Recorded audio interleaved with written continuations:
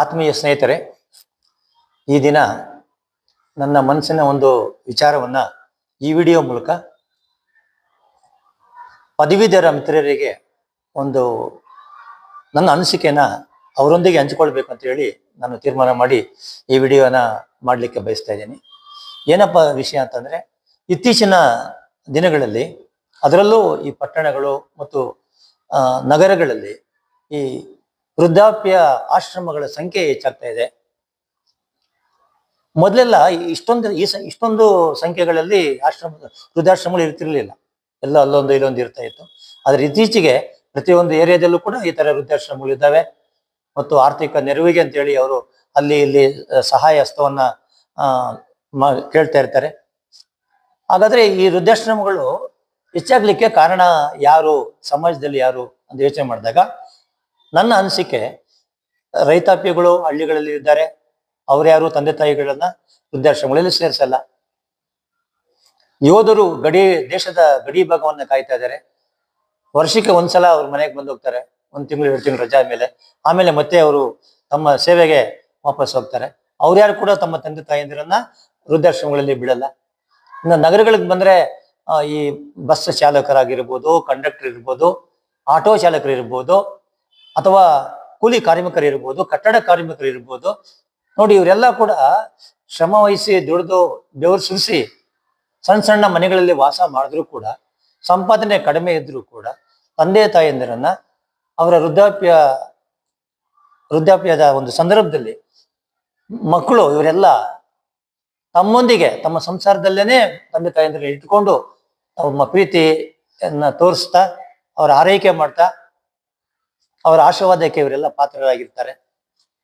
ಹಾಗಾದ್ರೆ ವೃದ್ಧಾಶ್ರಮದಲ್ಲಿ ಹೆಚ್ಚಾಗಿರತಕ್ಕಂಥ ತಂದೆ ತಾಯಂದಿರನ್ನ ನಾವು ಭೇಟಿ ಮಾಡಿದಾಗ, ವಿಚಾರಿಸಿದಾಗ ನಮ್ಮ ಗಮನಕ್ಕೆ ಬರುವಂಥದ್ದು ಏನಪ್ಪಾ ಅಂದ್ರೆ, ಎಲ್ಲ ಬಹುತೇಕ ಹಾಗಂತ ಹೇಳಿ ಎಲ್ಲ ಪದವೀಧರರು ಖಂಡಿತ ಅಲ್ಲ, ಬಹುತೇಕ ಮಂದಿ ಈ ಪದವೀಧರರೇನೆ ಹೆಚ್ಚಿನ ಸಂಖ್ಯೆಯಲ್ಲಿ ತಮ್ಮ ತಂದೆ ತಾಯಂದಿರನ್ನ ವೃದ್ಧಾಶ್ರಮಗಳಲ್ಲಿ ಸೇರಿಸಿ ವರ್ಷಕ್ಕೋ 6 ತಿಂಗಳಿಗೋ ಒಂದಿಷ್ಟು ಅಂತ ಹಣ ಕೊಟ್ರೆ ನಮ್ಮ ನೈತಿಕ ಹೊಣೆ ಜವಾಬ್ದಾರಿ ಮುಗೀತು ಅಂತ ಹೇಳಿ ಅವ್ರು ಭಾವಿಸಿರ್ತಾರೆ.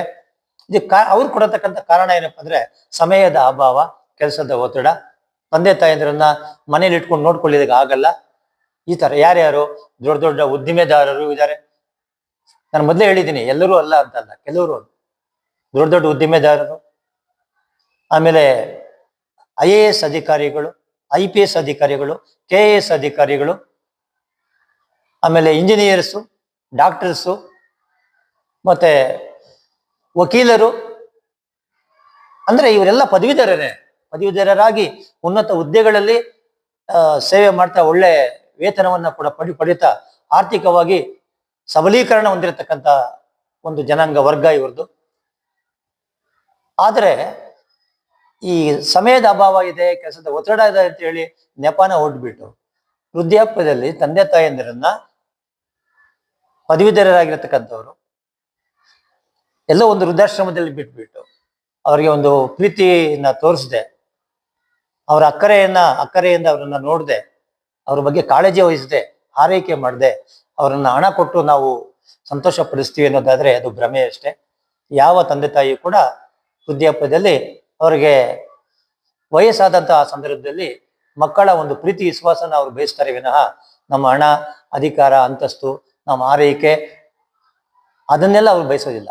ಅವ್ರಿಗೆ ಬೇಕಾಗಿರೋದು ನಾವು ಚಿಕ್ಕವರಾಗಿರುವಾಗ ನಮ್ಮನ್ನ, ಅವ್ರಿಗೆ ಎಷ್ಟೇ ಕಷ್ಟ ಇರಲಿ, ನಷ್ಟ ಇರಲಿ, ತೊಂದರೆ ಇರಲಿ, ಅಂತ ತೊಂದರೆ ಕಾಲದಲ್ಲೂ ಕೂಡ ನಾವು ಚಿಕ್ಕವರಿರುವಾಗ, ಮಕ್ಕಳಾಗಿರುವಾಗ ನಮ್ಮನ್ನ ಅವರು ಎಷ್ಟು ಪ್ರೀತಿಯಿಂದ ನೋಡಿರ್ತಾರೆ, ಎಷ್ಟು ಪ್ರೀತಿಯಿಂದ ಸಾಕಿರ್ತಾರೆ, ನಮ್ಗಾಗಿ ಕಷ್ಟಪಟ್ಟಿರ್ತಾರೆ, ಅವ್ರ ಜೀವನವನ್ನೇ ಅವರು ತ್ಯಾಗ ಮಾಡಿರ್ತಾರೆ.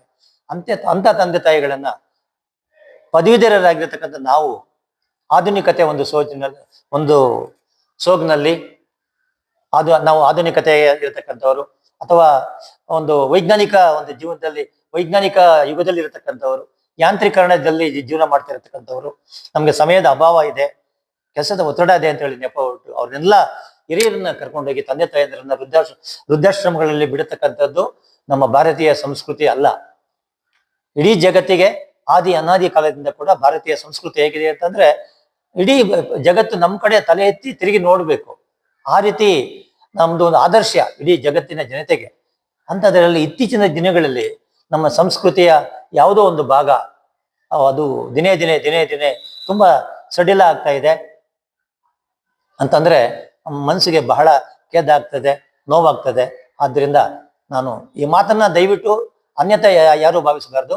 ಎಲ್ಲ ಪದವೀಧರರಿಗೆ ಅಲ್ಲ, ಯಾವ ಪದವೀಧರರು ಅವರು ಪದವೀಧರರಾಗಿದ್ರು ಕೂಡ, ಒಳ್ಳೆ ವೇತನವನ್ನ ಪಡ್ಕೊಳ್ತಾ ಇದ್ರು ಕೂಡ, ಅನುಕೂಲವಾಗಿದ್ರು ಕೂಡ ತಂದೆ ತಾಯಿಯಂದ್ರನ್ನ ನೋಡ್ಕೊಳ್ಳಿಕ್ಕೆ ಆಗಲ್ಲ ಅಂತ ಹೇಳಿ ಯಾರು ಕರ್ಕೊಂಡೋಗಿ ವೃದ್ಧಾಶ್ರಮದಲ್ಲಿ ಬಿಟ್ಟು ಹಣ ಕೊಡ್ತಾರೋ ಅಂಥವ್ರಿಗೆ ಮಾತ್ರ ಈ ಒಂದು ವಿಡಿಯೋ ವಿಚಾರ ಅನ್ವಯ ಆಗ್ತದೆ.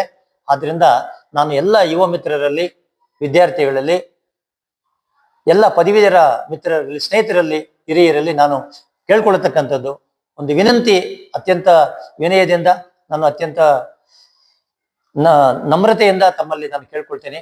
ತಂದೆ ತಾಯಿಯಂದಿರನ್ನ ಅವರ ಒಂದು ವಯಸ್ಸಾದ ಮೇಲೆ, ಅವರ ಒಂದು ವೃದ್ಧಾಪ್ಯ ಜೀವನದಲ್ಲಿ ಅವ್ರು ಇರುವಾಗ ಅವರನ್ನ ನಮ್ಮೊಂದಿಗೆ, ಅಂದ್ರೆ ಮಕ್ಕಳಾಗಿರ್ತಕ್ಕಂಥ ನಾವು ನಮ್ಮೊಂದಿಗೆ ಇರಿಸ್ಕೊಂಡು ಅವ್ರ ಆರೈಕೆ ಮಾಡತಕ್ಕಂಥದ್ದು, ಅವ್ರಿಗೆ ಪ್ರೀತಿ ವಿಶ್ವಾಸ ತೋರಿಸತಕ್ಕಂಥದ್ದು ನಮ್ಮ ಆದ್ಯ ಕರ್ತವ್ಯ, ಒಂದು ಜವಾಬ್ದಾರಿ ಅಂತ ಹೇಳಿ ನಾನು ಭಾವಿಸ್ತಾ ಎಲ್ಲರಲ್ಲೂ ಕೇಳ್ಕೊಳ್ತೇನೆ.